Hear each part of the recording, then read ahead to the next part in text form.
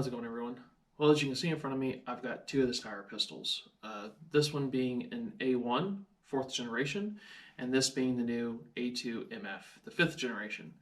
It's coming up more and more on the channel, and I guess some people aren't checking out and moving from different social media platforms. I've kind of discussed this a little bit before, but we're going to do it on video and make a specific video to what are the differences between the A1 and the A2. So if you're unfamiliar, this is a video for you. Like I said, I've done this before in a couple different platforms. There's more information. If you guys want to see some other pictures or just post about it, you can check out my Facebook page and the Instagram channel.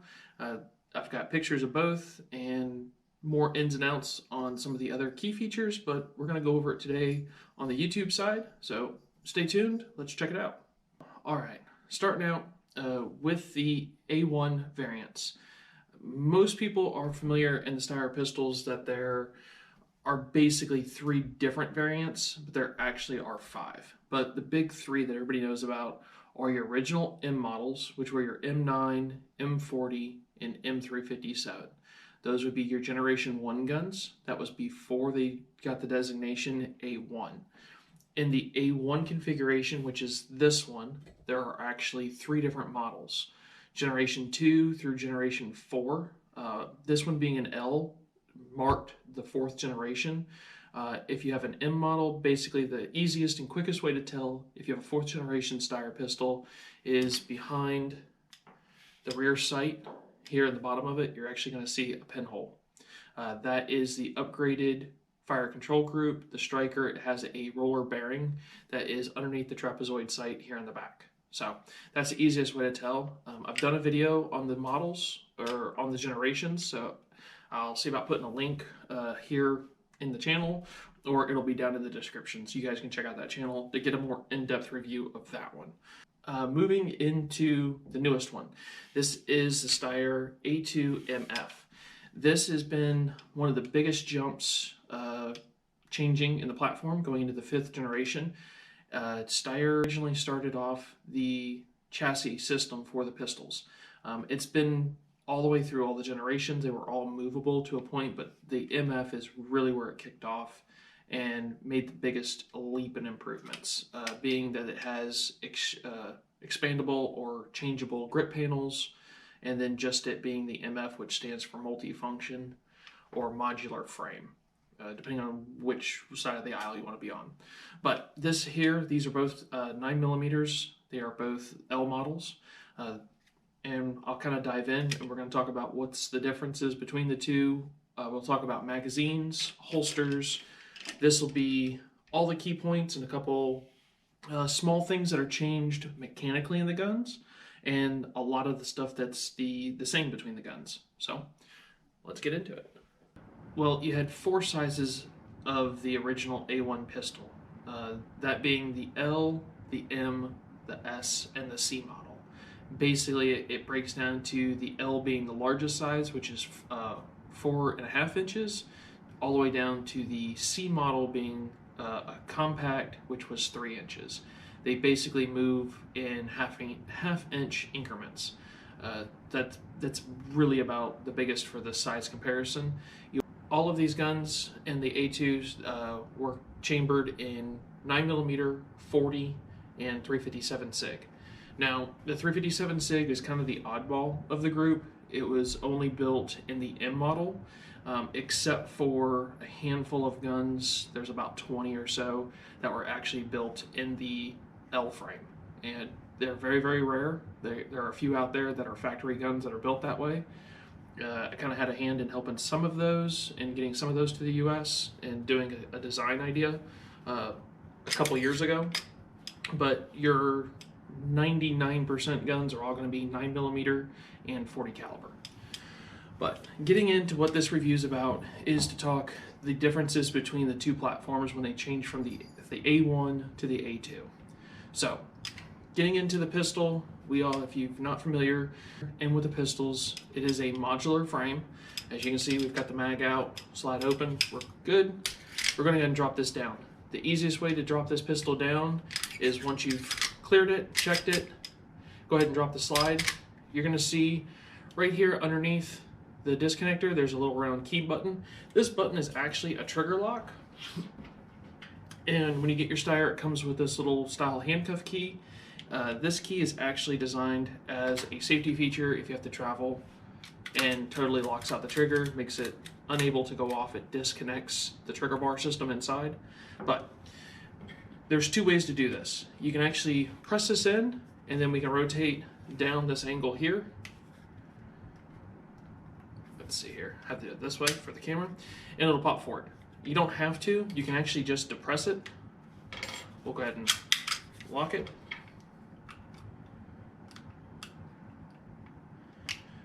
I normally don't do that just because it's easier. All you have to do is take your finger and push this in and then rotate down, which I'll do it this way. I do it with my thumb.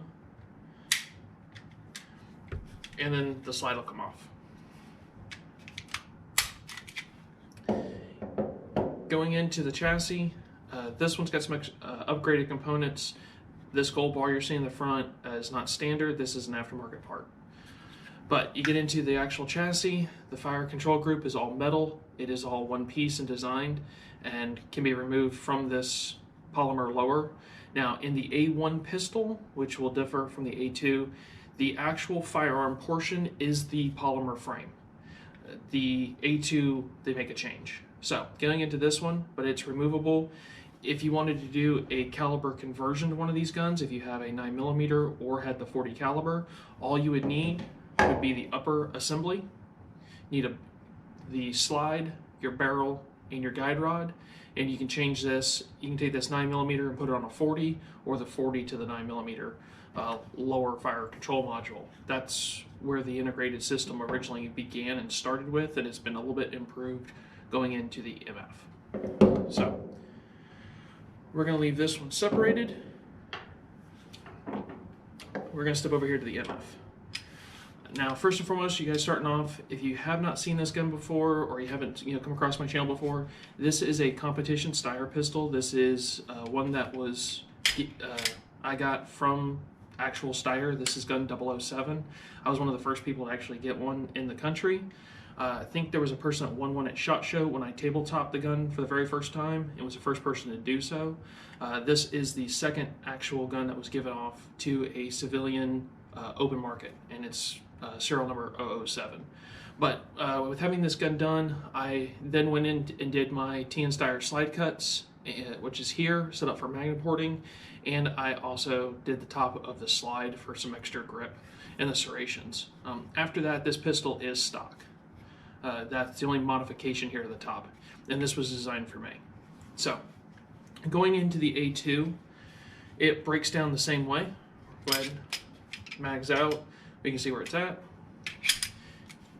It goes down the same way on the same disconnect. Slide comes off. Let's just go into the actual chassis and I can show you the differences here. On the A2, it actually has removable back panels and side panels. What's in here right now are the large for the back, or for the side and the back. It does come with small, thin flat grips that these side panels can be removed by just drifting out this rear retaining pin. Once that pin's out, you actually have these different backs. I'm trying to see exactly what size this one is. That's the small, and that is the medium. So this back strap here, this pin in the back, all you have to do is drift it out either way. They are very tight, so take a minute, make sure you don't break anything when you remove this pin. Then you can change out these different back straps. That made one difference between the A1 and the A2. Secondly, getting into it, you can actually see the difference in the trigger guard. Here in the front, they both still have the same bowed angle. I can get them to line up here. But you can see on the A2, it is actually serrated here in the front and has this little button, which most people always are trying to figure out what this is for. It was actually designed for a military style holster in Europe. This is where the holster actually makes its lockup. Instead of grabbing here on the top side of the trigger guard, it actually bites on either of these holes, and that's how it locks into that particular style holster. But moving forward, it is the same trigger shoe. It's all of the same internals, which we'll get to, but The frame itself is cut a little bit deeper here on the back strap, and it actually gets more pronounced with the different rear straps. So you can kind of see the difference here on the Steyr, and you also got a much longer beaver tail towards the back, more 1911 style, where the old one was flat. So you can kind of see the difference there. Moving forward in the front of the gun is the actual Picatinny rail system. Now the Steyr ran one very similar to a Glock style Picatinny rail here in the front. It wasn't a true 1913 Picatinny on the A1. It did become a 1913 Picatinny rail system on the A2, and it gives you much more adjustability here. I have noticed a few different rail accessories fit different between the two guns. The A2 being a little bit thinner on the front with the actual competition style thumb go pedal, which I'll have a picture and a review of a little bit later. It was a little bit loose on the front. I haven't ran any or too many lights. I have put on like Enforce lights, and they mount and they grab to both. So you can use the Glock, or you can use standard mil-spec 1913 Picatinny rail accessories. But just if you have an A1, I would recommend maybe kind of looking for the Glock style. If you have an A2, go with mil-spec.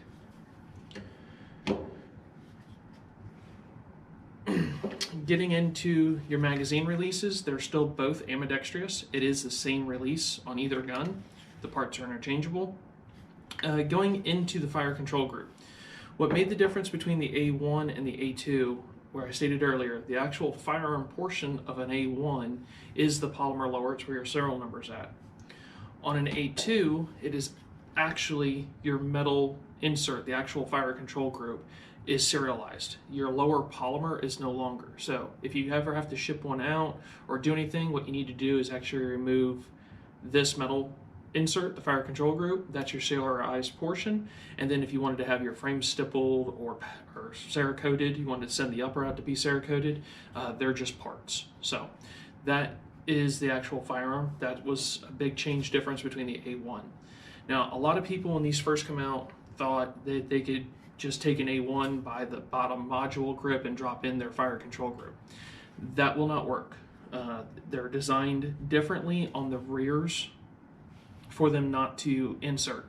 They are pretty much 99% the same, but the key difference is this rear lockup and how it goes into the polymer chassis. So for those that were always asking, you can take the fire control group. You can use all of your springs, your internal parts out of this, and they transfer over into the A2 or from A2 to A1. That all works, but it is literally how they go here into the back, which is different. They are shaped just a little bit different so that they won't lock up. Your takedown levers are the same. Your safety control for the trigger lockout are the same. Your slide stop and release are the same. And that's really about it. Getting into the actual shape and a little bit of the size difference. That's always a concern and everybody always asks me about it. Going into just based off the lower, if you like a very thin style pistol and not a lot of checkering, I would recommend going with the A1. The A1 is a lot thinner, the finger groove is kind of pronounced here on the bottom, and these can be stippled. I'll show you, and I'll put a picture up of my VF1 of my custom Steyr that's been stippled so you guys can see it.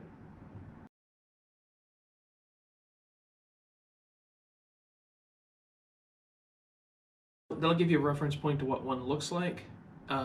If you want a thinner grip for like EDC, the A1's a little bit better.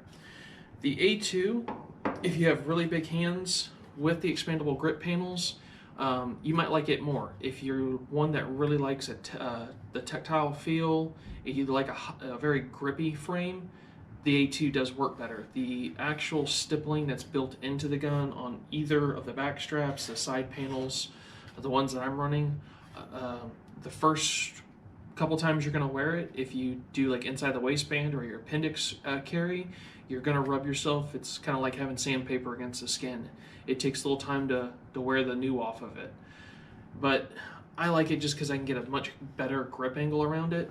in the front here, the finger groove is not as pronounced as an A1, but it is also not as rounded out as much. It's much more square to how that works. So if you've got big hands, you might like the A2 a lot better.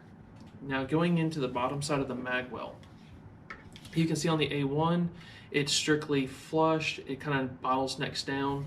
This is actually meant, and it has a pinch point here at the bottom for doing emergency mag stripping, which we can show you here on this mag. We'll load it in. See how it fits up? It kind of stays flush all the way around. When you drop the mag, you can actually pinch on either side to pull this mag out if need be. So that's how that works. On the A2, it is actually a flared Magwell. So for those that are into competition shooting, a lot of people like this a lot more. When you set this mag in, it actually sits right inside the flare and actually gives a little bit more for a pinky hold here on the bottom. The same thing, it kind of drops out. Instead of it having the area for you to grab on the actual grip to pinch to pull a mag, you're actually using the mag itself on the lip edge. Is contoured enough you can grab this mag and jerk it out if you need to do an emergency style reload. Now, getting into both of these on the frames for any other differences, just to give you an idea, I do have a mic. We're going to do this in millimeters. We'll start off with the A1. We're just going to measure it at its widest point, which is just below the finger groove. Basically, if you have an A1 or if you're seeing it, I'm going right off the Steyr logo to where it's at. And I'm coming up with about 31.8 millimeters on there, which is just over an inch and a quarter or so. Let me see, let's flip this over to an inch. It's about one, let's see here, kind of really get a good squeeze on it. It's about an inch and a quarter wide. So there's that. Give you an idea of the width here at the back strap at the widest point.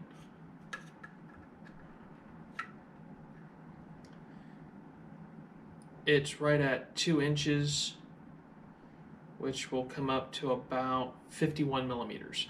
So it kind of gives you an idea of where this grip's at, and it stays very monolithic all the way through. There's not a lot of bulge. It's a little bit wider right here at this finger groove, but even with my large hands, I can get a good grip on it. So there's no issue on this one. It's just this grip is a lot less rough than the new A2. So we'll set this one.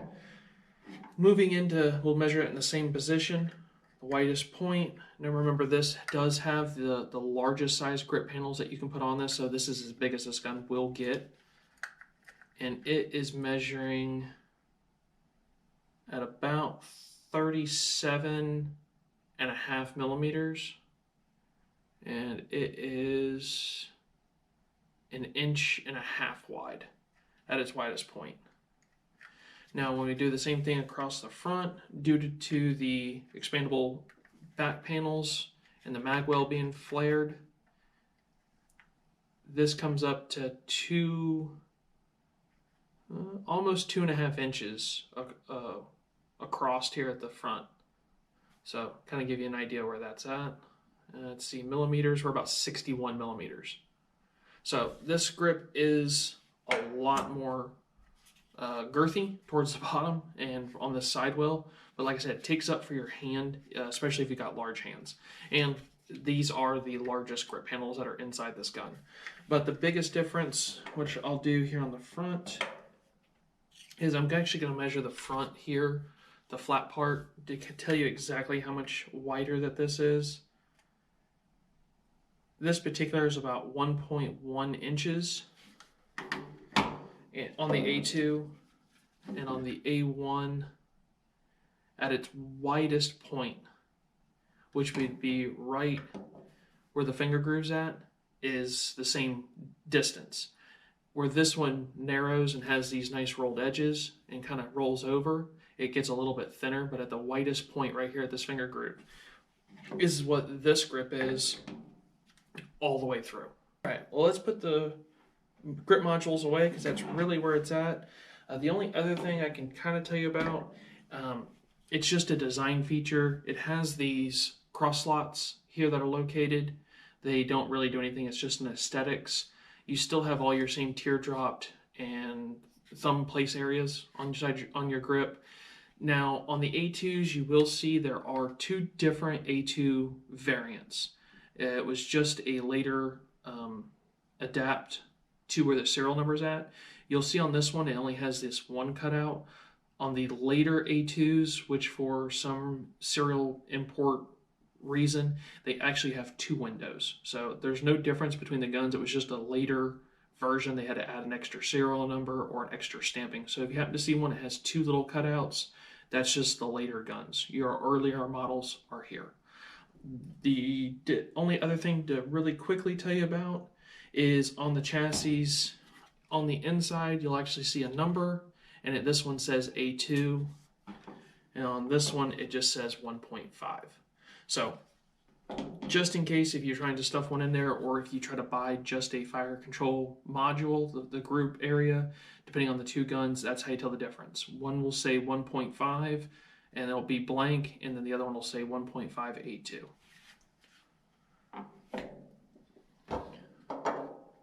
Going into the actual slides, we're going to go ahead and break these down. As you can see, this here is the actual spring and guide rod assembly. This is a polymer one. That's what they come with in both the guns. I have upgraded to a metal one, but it's the same. This is what comes in it, and it does work between the two. We're going to go over the parts, what's in these. The spring pressures are the same, so these parts and what I'm going to show you are all interchangeable. Your barrels are interchangeable. The only difference in them is the actual marking on the side. Your serial numbers, one says A2, the other one does not. But your barrels are identical, and if you want to run a suppressor barrel, you can get one for an A1 or the A2, they don't matter. It's literally, one is marked A2, the other one's not.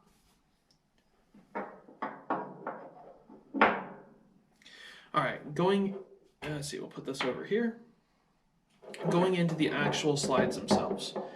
They are physically the same shape, the same size, the same weight, overall. They're outer dimensions. Really, the difference and change in this is inside the injection port window and the extractor and the markings. So on your A1, it will just say Steyr, Mannlicher, Austria, 9x19. It's written on the side. It says Steyr on this side. So on the new A2, it actually has the upgraded logo of Steyr arms. It says Steyr Mannlicher 9x19. On this side, it says Steyr L9A2MF. So that's how you can tell. The serial numbers in the same location. The date codes, if you haven't seen the video on date codes, these date code the same way as any of the other Steyr pistols. The nice thing with these actually are stamped. Oh, it was up on the side. Underneath the CIP indication, right above your serial number, will actually have the date of production. It will have the month and the year. I have a video that explains on how that works. But your internal, your striker, your loaded chamber indicator, all of your internal parts, your sights are identical in the two slides. There's nothing there that's changed. What is upgraded, and hopefully you guys can kind of take a look here, and we'll rotate this around, is the actual ejection port, the way it's done. On the A2, it's more rounded here on this corner, and it actually has a wider ejection port. A lot of people always talk about getting casings to the forehead. I've given a lot of advice on that. Guys, you need to see my video on how to clean the Steyr and pull out the extractor spring and clean this pocket. You need to be doing that about every 500 rounds, or if you start having issues in extraction, clean this out. It's just a part of how the gun is supposed to be cleaned and taken care of. There's a channel in here. If that spring gets gummed up, if the extractor gets a little extra carbon around it, that'll cause that issue. That's really known on the A1s. On the A2s, I haven't seen a lot of people commenting about it or asking about it. I still do the same cleaning procedures between the two, but the extractor itself has been redesigned a little bit more aggressive. Here in this hook, it actually extends out a little bit further. So the two extractors are different between the guns. The actual window ledge here, if I can get these two to be up here, hopefully you guys can get these over, is more aggressively cut and angled on the A2 than it is on the A1. That is really about the biggest upgrades in the slides that are different. The finishes are the same. Granted, you're seeing these are two different time periods. This A1 is about 4 or 5 years old. It's got a lot of range time and use on it. And it's kind of got this nice flat gray going on the manoxing. On the A2 slide, this one's going to look a lot darker, more black.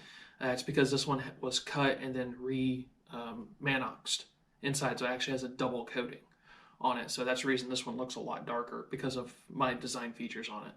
But your roll pins are the same, your sights drift the same, all your internal rails are identical between the two. So that's really it on the slides themselves. So we'll set the slides over. Let's talk about magazines for a second. Like I said, done this before. Check out the Facebook page. I've actually got a lot more pictures on mag modifications, on how to get and use different aftermarket mags to get larger capacity if you want to. Both the mags are metal bodied. They are polymer floor plates. There are metal springs inside. As you can see, the big difference on the A2s is this red follower compared to the black one, but the followers are the same. They can actually be changed over. The mags themselves physically are 99% the same. What's different between these two mags is the way the base plates engage the bottom of the mags.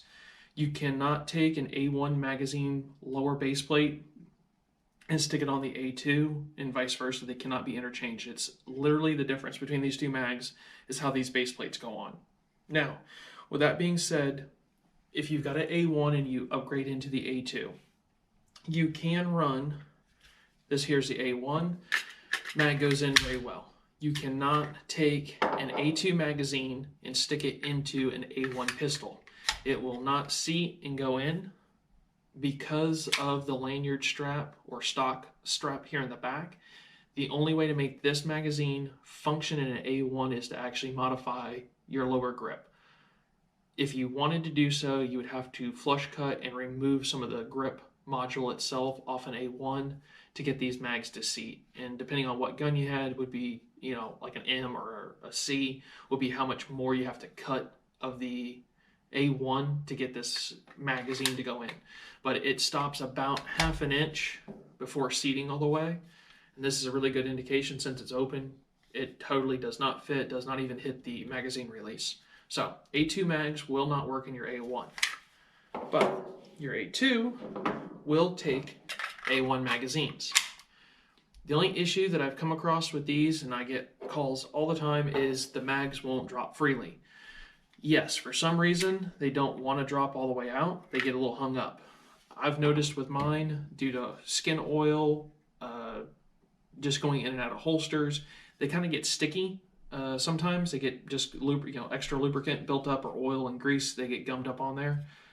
Take the mags, clean them in alcohol. I take a little bit of automobile aluminum polish or wax and buff up my mags, make them good and clean and slick, and they drop out and they seem to work fine. But as you can tell, even with this gun being empty, mag empty, like this one goes, but basically on an angle, as you can see now it's stuck, you can pull them out. The nice thing, if you use an A1 mag, even if the mag does kind of get stuck or get hung up and you do emergency reload, you can grab, and you get your thumb up the backside, and you can grab on the front edge and you can strip this mag out. There's no issue of getting it out. Even kind of pitching from the side, there's enough to do so. Where on the A2 mag, they just seem to always drop out. They always seem to eject. And sometimes even the A2 mags on angle will not go all the way out. You kind of have to flump them. Same thing, you can buff these mags up.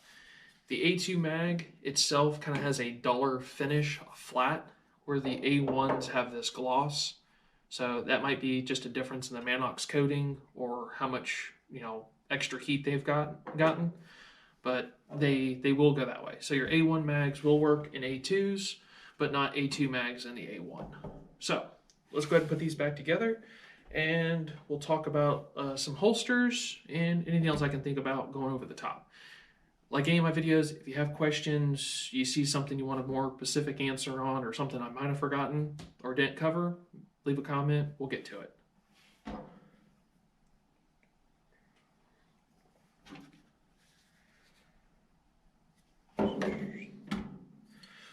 Just because the barrels are almost identical, and if you happen to have an L9, one of the latest ones, it will actually even have the A2 stamp. It just doesn't have one of the other markings that are on here, but the barrels were literally, they had the A2 barrels produced, ready to go for when this gun come out. So we'll load this back up.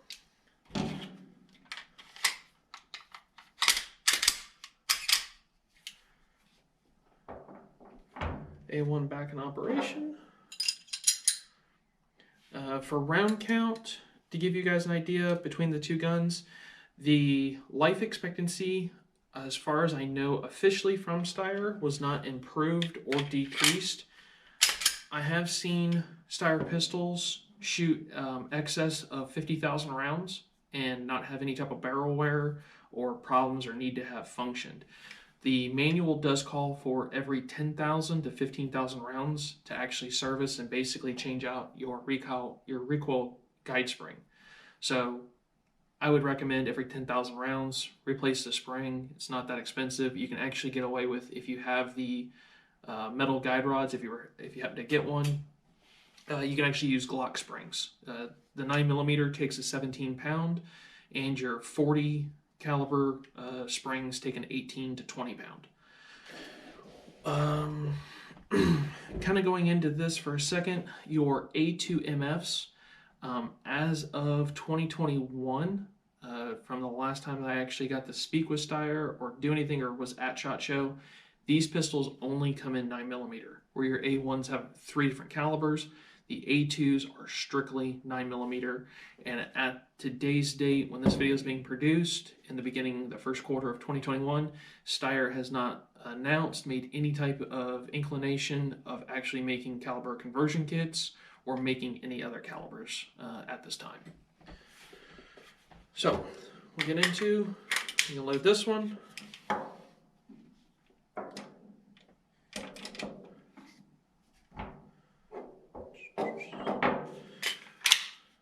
There's that.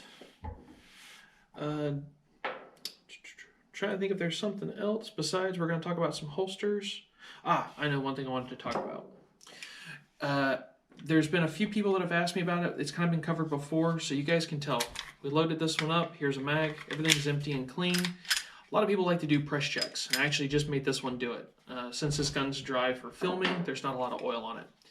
If you can slightly tell here in the back, and we're actually going to push it so I can show you. Hopefully you guys catch us here on camera. That little bit. If you press check, the gun's slightly out of battery. It will still function and fire. It's just a lot harder on the trigger pull. Where the normal trigger pull on this gun is about 4 pounds. If you take it slightly out of battery by doing a press check, it goes to about 5.5, 6 pounds. It will still fire. There's two things that are going on, and the easiest way, since this one's a more polished gun, to show you guys, we'll go ahead and break it down so I can explain this. Two things are happening. Right here at the back, your striker itself, there's this little spur foot ledge. It is actually riding and connecting onto the trigger itself on the disconnector, which is this spur. So those two angles actually, one is tilted over this way and one is this way. They hit like a ledge. And if they're not fitted perfectly or there's not enough lubrication, they kind of get hung up when they go rack over the top and latch into themselves.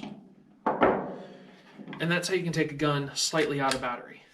Now, it only happens when you press check a gun and you don't let the spring take it all the way forward, or if your recoil spring is getting weak. This will happen.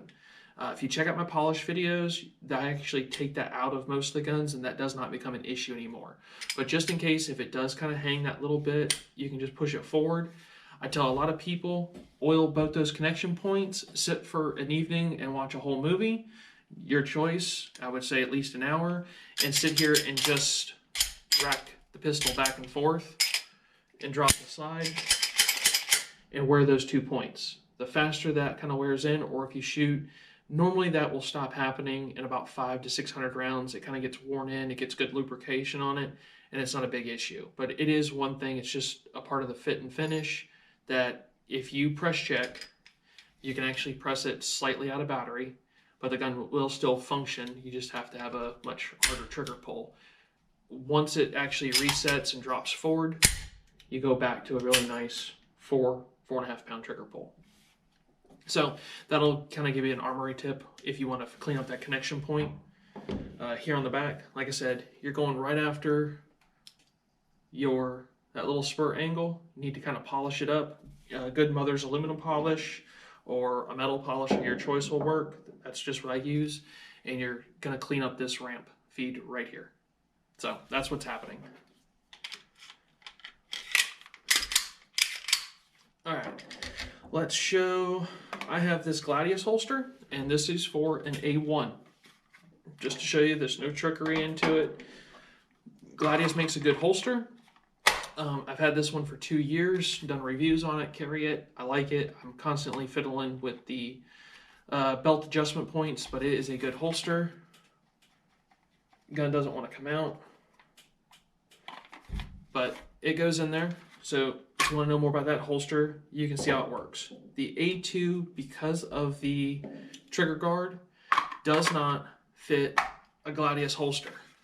Now I can cram that in there, but you saw how easy it was for the A1 to go in. It latches up, makes that nice click, goes in, pulls right out. The A2 does not like A1 holsters, period. You can jam them, you can make them fit. If you have a leather holster, they're a little bit easier. You can kind of remold one. But in the Kydex polymer world of holsters, they just don't work, or at least the ones that I have. Now, DoubleClick Holsters, you guys know that they support the channel. I've got a promo code if you guys want to use it. It's TnSteyr10. It works on everything on their checkout, give you 10% off. They help support the channel. The A2, this is an A2 holster. Goes in, it's got good positive hookup. Comes out. But the nice thing with the newest holsters that I helped, when I actually sent this gun for they can mold off of, will work with your A1.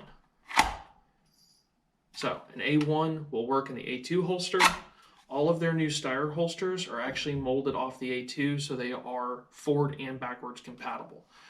They are still one of the only companies officially making a Steyr A2 holster, specific for the A2 and A1 variant. I have not seen anybody else offer a holster that they specifically say that works with the A2. They always say the A1, and you're going to end up with that issue that you're going to have to force one to fit it. You're going to break the Kydex or just have fitment issues. You're going to have to loosen retention. I'm sure if I loosen this retention up, I can make this thing fit, but it's just not really designed. It doesn't fit nicely, and I don't want to tear a gun up.